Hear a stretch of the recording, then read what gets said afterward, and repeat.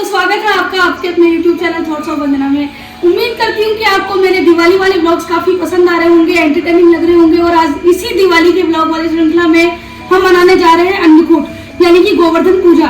और गोवर्धन पूजा के लिए तैयार है यानी सज्ज है मेरी मम्मी और मेरी भाभी और मैं, और कैमरा के पीछे मेरी सिस्टर। और ये हमने गोवर्धन पूजा के लिए थाली ये सामग्री तैयार कर ली है।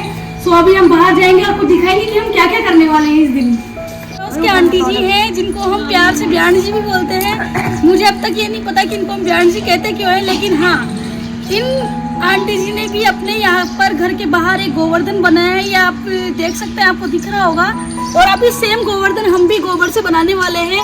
ये डंग केक से बनता है और अगर आपको गाय का मिल जाता है, गाय को गोबर, तो वो ज़्यादा अच्छा रहता है। सो हमारे ब्याण जी ने बहुत ही सुंदर गोवर्धन यानी कि गोधा और इसके साथ में गोवर्धन का छोटा सा बेबी, बहुत ही क्यूट सा बेबी, कैमरामैन प्लीज दिखाएं, ये बनाया है। देखो, वैसे कैमरामैन नहीं कैमरा वुमन है। तो ब्याण जी क्या बनाया आपने? हंसी चाले थे ब्याण जी को, हंसी चाले थे। चलो अभी हम भी बना रहे हैं तो आपको दिखाती हूँ कैसे बनता है। ये गोवर्धन बनाने की ये जो प्रोसेस है वो चालू हो चुकी है और मम्मी बना रही है। एक बहुत ही क्यूट सा गोवर्धन बनाएंगी मेरी मम्मी, आप देखिए कैसे बनता है। इसके बाद मैं भी ट्राई करूंगी एक। इस बीच में मैं आपको गोवर्धन पूजा का महत्व बता देती हूँ कि हम लोग आखिर ये क्यों कर रहे हैं। आपको पता होगा कि कृष्ण जी थे और कृष्ण जी ने अपनी कनिष्ठा उंगली पर यानी जिसको हम चिट्टी उंगली कहते हैं, उस पर गोवर्धन पर्वत उठा लिया था। इंद्र का घमंड तोड़ने के लिए सब किया था उन्होंने। तो हुआ क्या था कि इंद्र को बहुत ज़्यादा घमंड हो गया था कि मैं बारिश करता हूँ और मैं फल फूल धन धान्य प्रोवाइड करता हूँ सभी को। तो ऐसे ही ब्रजवासी एक दिन कृष्ण उसको इंद्र को भोग लगाने के लिए 56 भोग तैयार कर रहे थे। तो कृष्ण ने पूछा अपनी मम्मी से कि आप ये क्या कर रही है? तो उन्होंने बोला कि हम इंद्रदेव को भोग लगाएंगे क्योंकि वो हमारा पालन पोषण करते हैं। तो कृष्ण ने कहा कि हमारा पालन पोषण तो गोवर्धन पर्वत करते हैं, हमारी गायें हमारी बकरियाँ सब उसके ऊपर चराई करने के लिए जाती है, तो हमें क्यों ना गोवर्धन को पूजा जाए। अब लीलाधर की लीला के आगे कौन कुछ बोल सकता है। तो उन्होंने क्या किया कि उनकी बात मानकर गोवर्धन को पूज लिया। अब इंद्र को आ गया गुस्सा, और गुस्सा आने के बाद में क्या हुआ वो बताऊंगी छोटे से ब्रेक के बाद में।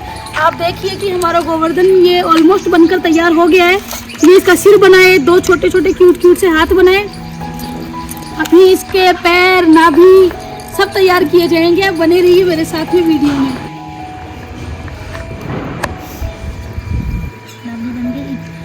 पूरी कर दी।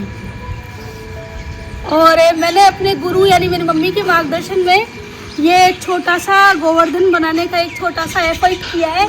तो आप देख लीजिए एक बार हमने इस गोवर्धन में क्या क्या तैयार किए हैं। ये इसकी 2 गोल गोल आंखें हैं, ये इसका मुंह है, ये इसकी नाभि है। तो मेरी नाभि थोड़े इसके आकार से बड़ी बन गई। ये इसके हाथ है, ये इसके पैर है। और अभी हम गोवर्धन को अब खाना खिलाएंगे यानी कि गोवर्धन जी को हम खाना खिलाने वाले हैं। और अब बाकी स्टोरी में सुना देती हूँ। मम्मी खाना खिलाई इतनी देर में, मम्मी अब खाना खिला दो आप। अब इंद्रदेव को गुस्सा आ गया था और गुस्सा आने के बाद उन्होंने क्या किया कि अब मैं इन लोगों को मजा चखाता हूँ। तो उन्होंने उनको मतलब नाराज होकर उनसे बदला लेने के लिए, रेवेंज लेने के लिए उन्होंने बारिश करनी शुरू कर दी। अब उन्होंने लगातार मूसलाधार बारिश करी, बहुत तेज बारिश। तो बारिश रुकी नहीं। अब ब्रजवासी कृष्ण से नाराज हुए कि आपने ही कहा था हमें तो ये सब करने के लिए, और अब देखो आपकी वजह से हमारे जानवर हम लोग सब कैसे बारिश के अंदर ऐसे हमारे खेत खलियान बर्बाद हो गए। तो कृष्ण ने इससे बचने के लिए सभी ब्रजवासियों को इकट्ठा किया और अपनी कनिष्ठा उंगली पर गोवर्धन को धारण किया और सभी को उसके नीचे समाहित कर लिया। और समाहित करने के बाद में जब कृष्ण को और गुस्सा आया, उन्होंने बारिश और तेज शुरू कर दी। तो कृष्ण ने अपने जो सुदर्शन चक्र था उसको पर्वत के ऊपर स्थापित किया ताकि बारिश का वेग रोका जा सके। और शेषनाग जिसकी शैया पर स्वयं विष्णु के, क्योंकि वो तो विष्णु के अवतार थे, तो शेषनाग से कहा कि आप मेड़ बना लीजिए। मेड़ यानी कि एक बाड़बंदी होती है खेत के किनारे भी, जिससे आप बारिश को रोक सकते हो। तो उन्होंने वो मेड़ बना ली। तो इसके बाद में इंद्रदेव गए ब्रह्मा जी के पास में, बोले कि यार ऐसा कौन है ये जो कि मतलब जिसके सामने मेरी शक्ति निर्बल होती जा रही है। तो ब्रह्मा जी ने बताया कि जिस व्यक्ति से आप पंगा ले रहे हो वो कोई और नहीं, श्री हरि विष्णु के अवतार कृष्ण है। इसके बाद में इंद्र का घमंड चूर चूर हुआ, उन्होंने कृष्ण से माफ़ी मांगी। तो ये थी अन्नकूट की गोवर्धन की कहानी। इसके अलावा इस दिन का और क्या महत्व है थोड़ा सा आगे और बताऊंगी। आप ये देखिए कि इनके भोग लगना शुरू हो गया है। जो दिवाली की मिठाई होती है वो खिलाई जाती है। वैसे तो अन्नकूट गोवर्धन के दूसरे दिन मनाया जाता है, लेकिन हम लोग इस साल कुछ तिथि परिवर्तन के कारण तीसरे दिन मनाया जा रहा है। तो इनके वैसे तो चावल और मूंग भी चढ़ाते हैं, जो कि हमने दिवाली के दिन खाए थे। ये सारा भोग, दही, सब कुछ इनको चढ़ाया जाएगा। माला भी बनाई जाएगी।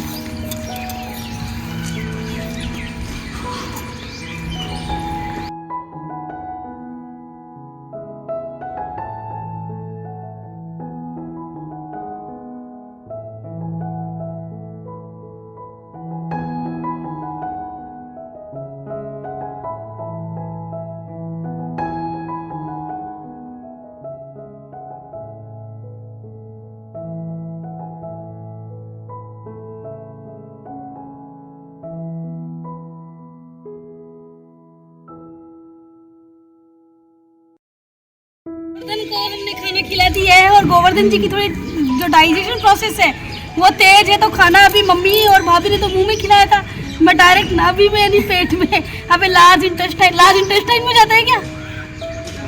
हाँ, लास्ट में। अच्छा, तो लास्ट में ये बड़ी आंत में जा चुका है। मेरा तो खाना डायरेक्ट प्रोसेस कर दिया है।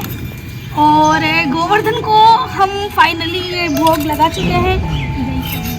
अभी इनकी आरती की जाएगी, पूजा की जाएगी। मजे है भाई गोवर्धन जी के। तो चढ़े तो पे फूल चढ़े, तो पे चढ़े दूध की धार हो रे, तेरे माथे मुकुट विराज रयो, कौशिकी परिक्रमा तेरे साथ।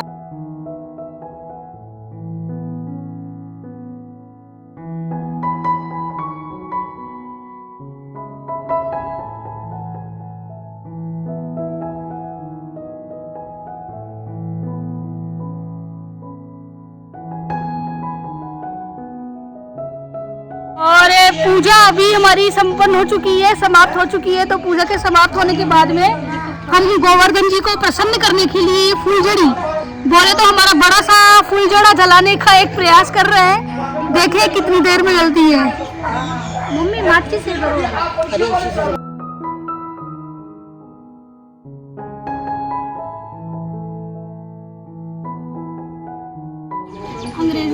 मम्मी इसके ऊपर रखना, वो चिंगारी से हो जाएगी। वीडियो बनाओ। हिलाओ मत। अरे जल गई फुलझड़ी भी जल गई। तो फाइनली अरे यार अंदर ही आ रही है।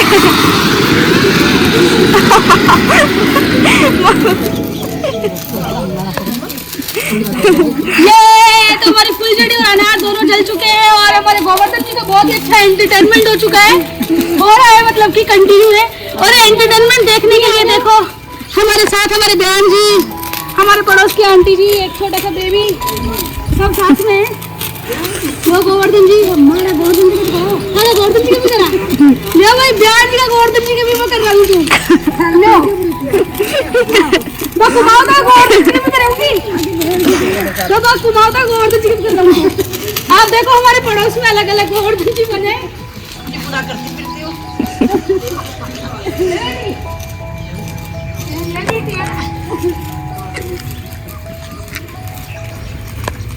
हम एक रिच ट्रेडिशन को फॉलो करते हुए गोवर्धन जी के लिए हमने बहुत ही एंटरटेनमेंट किया। हमारे बहन जी के हारा में नहीं बहन जी घुमाओ तो सही से किया करे। अरे तो बीमा चिकारी पटकोना की बहन जी धीरे, अरे बहन जी धीरे, बाकी हम लोग छोड़ रही भाग जंगली में। मम्मी भी है। अरे तो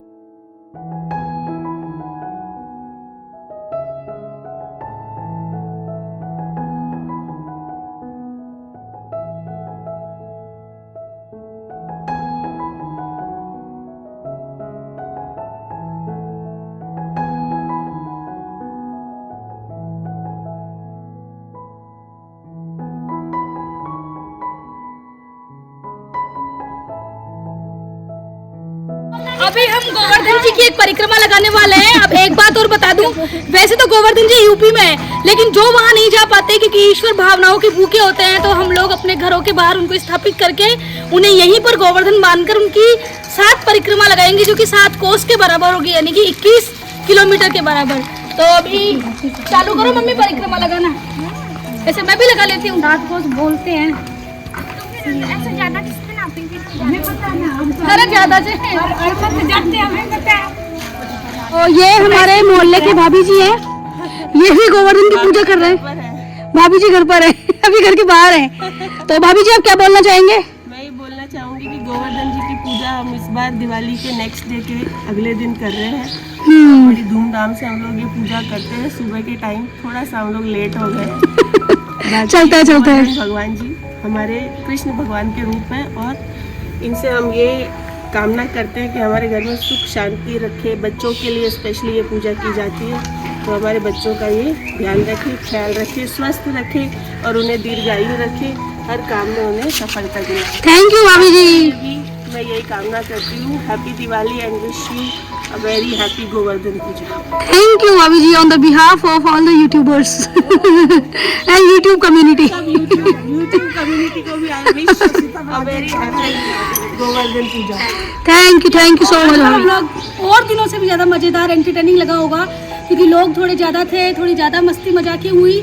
और अभी मैं इस ब्लॉग का एंड करना चाहूँगी और 1-2 छोटी बातें और बताना चाहूँगी कि इस गोवर्धन की पूरी जो जर्नी थी उसके माध्यम से कृष्ण ने हमको ये संदेश दिया कि जब बारिश हो रही थी मूसलाधार, तो हमें घर में अनाज, कुछ धन धान्य संग्रहित करके रखना चाहिए, ताकि वो ऐसे ही अकाल के समय या कोई विपरीत परिस्थिति हो, एडवर्स सर्कमस्टांसेस हो, तब काम आ सके।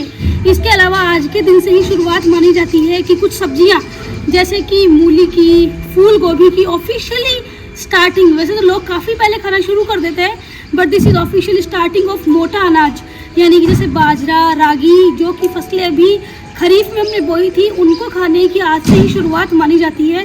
तो इस ब्लॉग का एंड मैं इसी के साथ करना चाहूँगी और आपको wish very very happy Govardhan. आपके घर में सुख संपदा आए, प्रॉस्पेरिटी आए। Bye bye.